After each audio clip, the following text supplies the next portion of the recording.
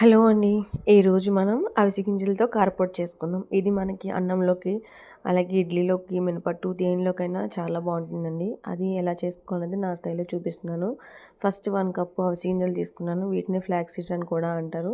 Half cup వచ్చి నువ్వులు తీసుకున్నాను. ఇవి 2 రోస్ట్ చేసుకోవాలండి. ఇవి అయిపోయిన తర్వాత 2 స్పూన్లు ధనియాలు కూడా తీసుకున్నాను. ఇవి మనకి స్కిన్‌కి గానీ, హెయిర్‌కి గానీ, బోన్ స్ట్రెంగ్త్‌కి గానీ, అలాగే బ్రెయిన్‌కి గానీ రివ్యూస్ అనేవి చాలా బాగున్నాయండి అవిసె గింజలతో. టేస్ట్ ఎలా ఉంటుందని మనం ఏం ఫీల్ అవ్వద్దు. చాలా బాగుంటుంది.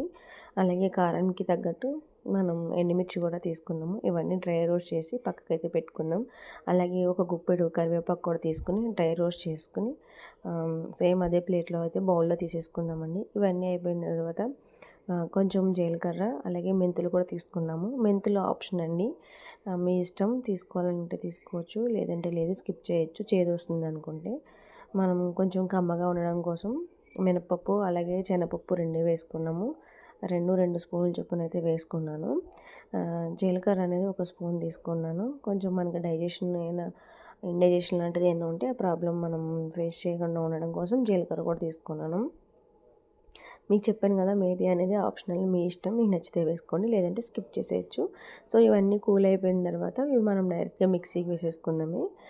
ఇందులో మనం ఒలిచిపెట్టుకున్న పొట్టు తీసుకున్న వెల్లుల్లిపాయ వేసేసుకుందాం, అలాగే సాల్ట్ కూడా యాడ్ చేసేసుకుందాం.